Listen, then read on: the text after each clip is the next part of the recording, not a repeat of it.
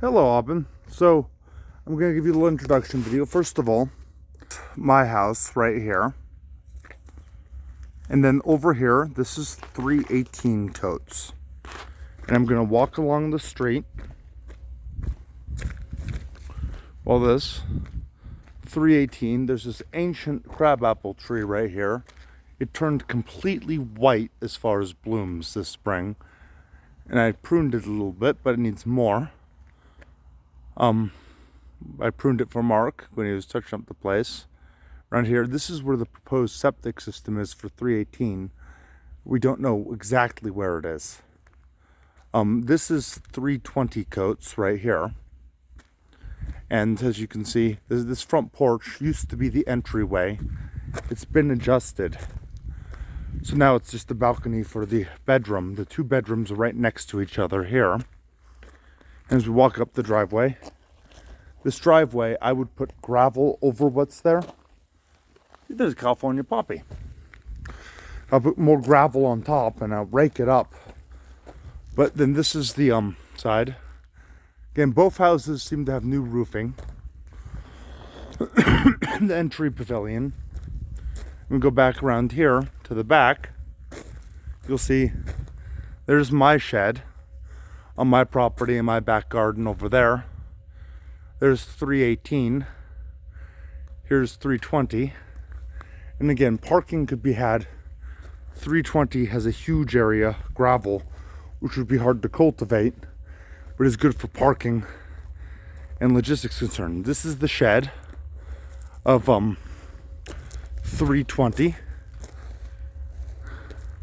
318 doesn't have a shed. That shed you see in front of me is my laboratory slash shed. 318 back here, and right back here, adjacent to both lots, you see this meadow. Plentiful groundwater here. Arthur, who's going to help fund this project, also is friends with the CEO of a company called Primary Water. And apparently, they can drill well. They have a different method of drilling wells and tapping into different water than normal. Arthur said he would take care of the permits. This is all the growing field. Going up that hill over there, this meadow back here, adjacent to all these houses, everything you see right here is our agricultural expansion. And then go across here. This is the microclimate. As you go further down this hill, you'll see the sunlight becomes less and less. Though technically where that firewood and that camper is technically on the agricultural expansion land, not on their private property. So actually we'll go up to that fence line right there. As this goes down that hill, this easement I'm walking on is part of the agricultural expansion. And this meadow right here behind these houses is the best microclimate that I know of in town. So back here, and you'll see this is also part of the agricultural expansion. You'll see this kind of woods with a little brook, seasonal creek. Mark says we'll have about 3 months of seasonal creek water, but this canopy where you get patches of shade and parts of sun is actually very plantable. And there are multiple types of crops on my list that would grow well in this little setting right here. Ooh, these guys are beautiful. See them? Little flowers. And so going down into this creek, the creekside zone, this is still gets plenty of sun for growing berries in this part right next to it. But if we can negotiate it with Mark, I would like for the agricultural expansion, see his hillside, whatnot else. I'm busy drafting a lot of plans regarding this, but going all the way up this hillside, including this creek back here, which you can see marked by the vegetation, and going up into these kind of areas over here on the hillside, all plantable. And these, you're looking right there at the base of the ley lines that occupy this land. Now, as far as on the map, where are we? We're in the, this is the Creekside zone. The California beaked hazelnuts would do particularly well in this under canopy. The property goes, this is like over there in the ley lines, plant up to them. And also, so you can see the houses back there we're talking about buying. Going up here with ley lines, but this hillside is perfectly plantable. And a canopy of pine trees will give it a distinct feel. So basically, we're literally creating a food forest within an existing forest, and the conscious community within an existing community. Julie and I went for a whole month, spent every day on this land, and prayed to manifest it. Those boulders in between them, again, perfectly plantable. And that's why we're doing perennials, because annuals will be hard to harvest. But nut trees, generally, to my knowledge, drop their harvest and bounty onto the ground when they're ready. And at which point things go interesting. There's an interesting hole right here. And it looks like it keeps going down and down. It like has tongue underneath, so that could be remnants of a mine shaft, who knows. But this hillside, perfect for hazelnuts and berries. And as we head up here, we're technically still on the 99 Catfish parcel. And again, where the creek zone is located, that's right there. On that hillside above, I intend to put a great many perennial plants. But with Arthur's connection to primary water and things looking optimistic for his ability to get funding, we should have a well that produces about, and I'm not joking, 270 gallons a minute. Because of this new drilling method and whatnot for water resources. And go up that hill, this whole area on the hillsides. So you see how many rocks are already there, how much fell timber's already there. We'll be using these as materials to terrace the ley lines. Let me zoom in on the ley lines a bit. This whole area is littered with them. And this is the primary ley lines that I talk about how to connect to my house. They are right here. See, this is the forest. This is all 99 Catfish. The idea is we need to convince Mark to be willing to let go of all this land up here as well. Whether it's a lot line adjustment or us buying 99 Catfish. Look at this, it's sloped, but the raw materials to install gardens and terraces are already here on site. Part of our tasks will be removing these pine needles each year as they're underbrush. But all this is wonderful space. It will be protected in the winter because it's under a canopy of trees. But we're getting up the other side. And again, we'll MacGyver it together.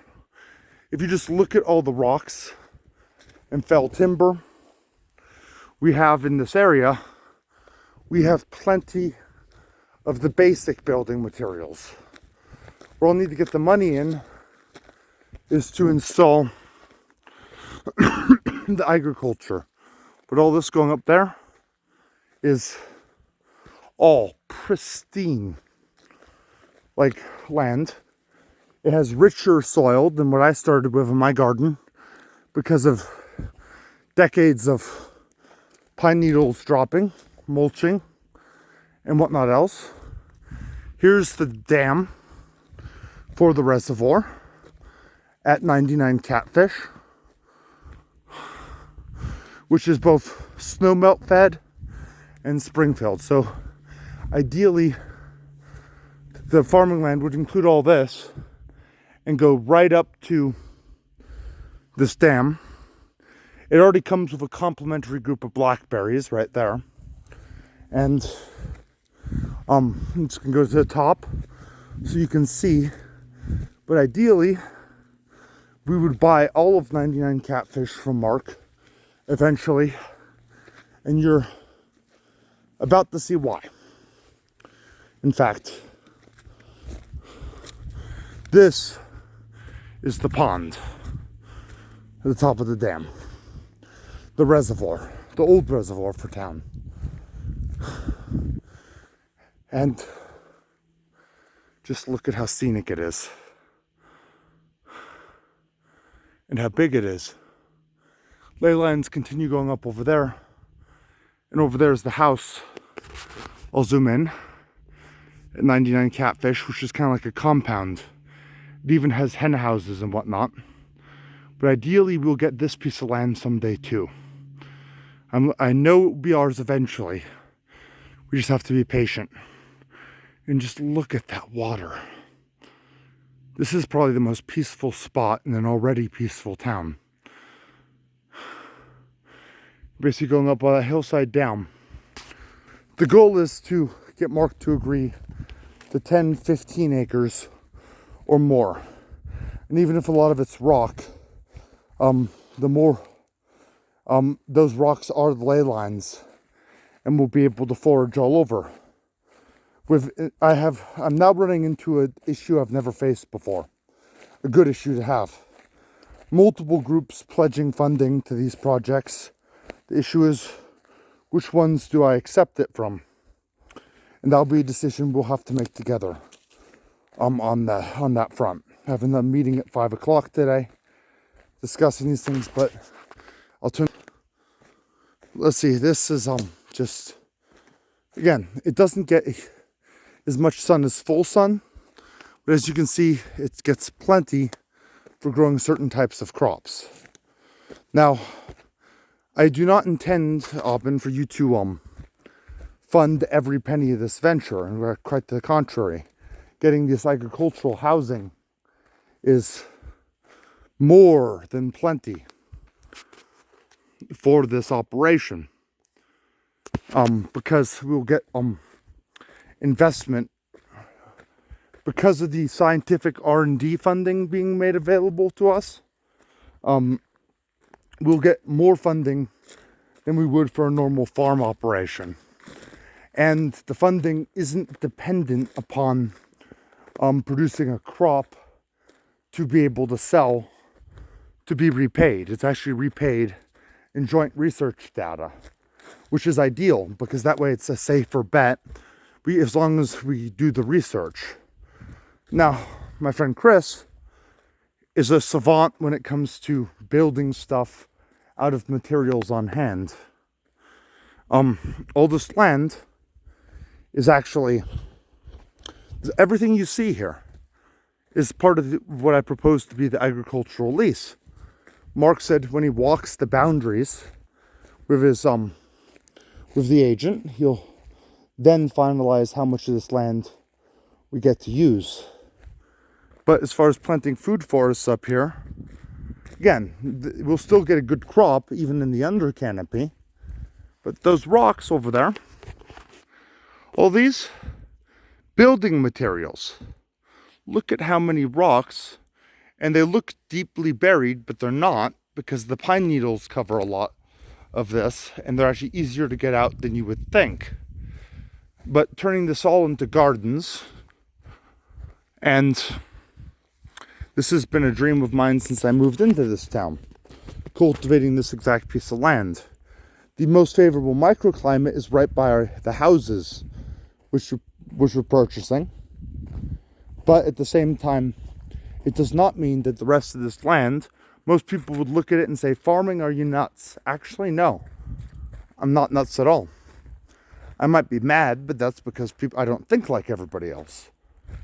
Insanity is what you have to watch out for, and that's doing the same thing over and over again and expecting different results.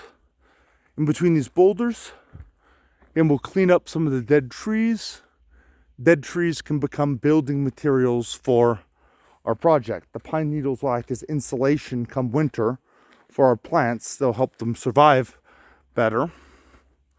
And this land has tons of microclimates on it already.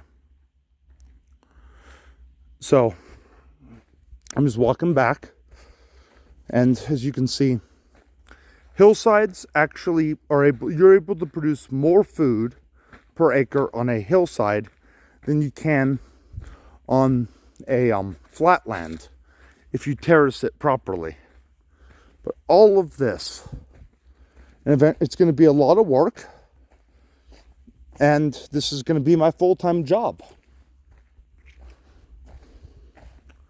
And so I'm really excited to get started.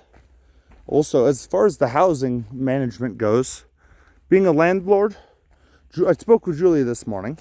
She's willing to teach me how to be a property manager, and she has plenty of experience in the pursuit. Julia would manage the accounting and financials, but I'm going to be, if that's okay with you, your on-site manager. And there's the shed of 320. And you can see my shed over there.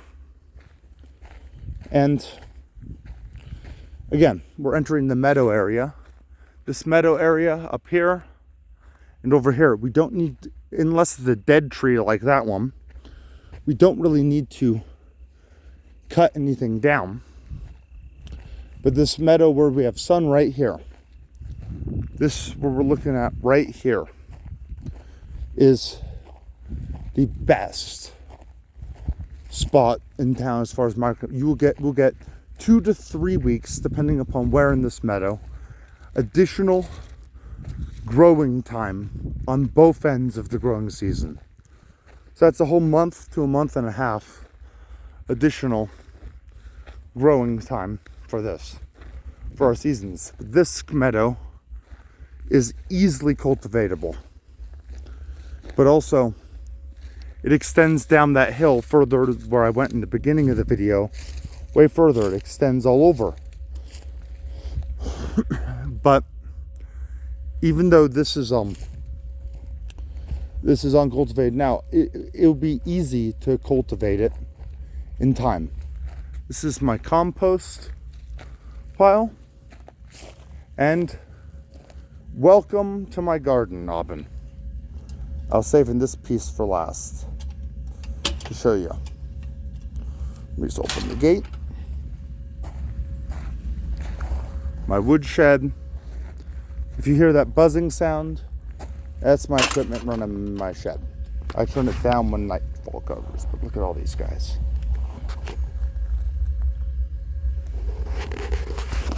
And mutant zucchini turns out was a seed that I did not plant in the garden. No idea where it comes from, because this seems way too much like a hollyhock to be a zucchini.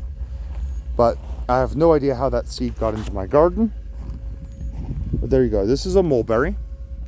Again, you boil these leaves in tea, and you can dry them and then do it later.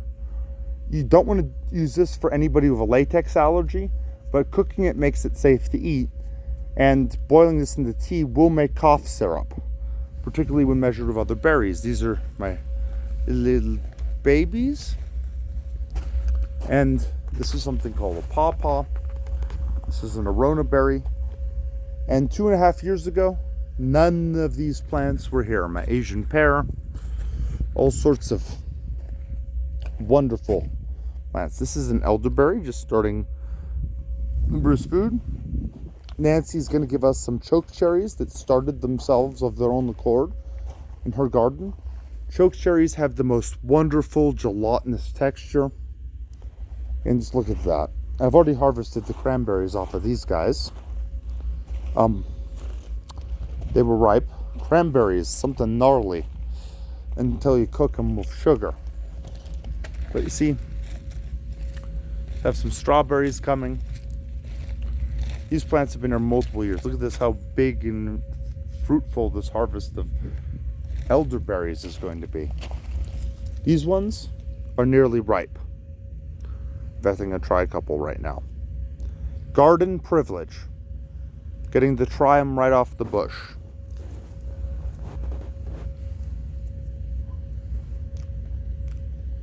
Almost perfectly ripe. Another day, 2 tops, and these will be perfect. Raspberry. All these guys have more plants in the front. Again, look down here underneath this plant, and you'll see it's producing some quince. This plant has the most beautiful red flowers in spring, and they turn into quince fruit. I'm surprised it's producing at all how young it is. My grapevines produced one bunch of grapes this year. Again, some honeysuckle and whatnot else. And I had a couple upstarts. I don't go out of my way to plant them. And I'm not going to shelter them from the seasons, from the elements. But somehow these guys popped up of their own accord. I put them in, transplanted them. You know exactly what type of plant this is. And quite frankly, I don't care if I get any of those flowers. That they grew of their own accord was nice enough as it is. These are California beaked hazelnut trees. I just got them in. They were just planted. A little burned, but look how fuzzy. These guys have a fuzzy, wonderful leaf, and they're quite productive when it comes to hazelnut crops. And again,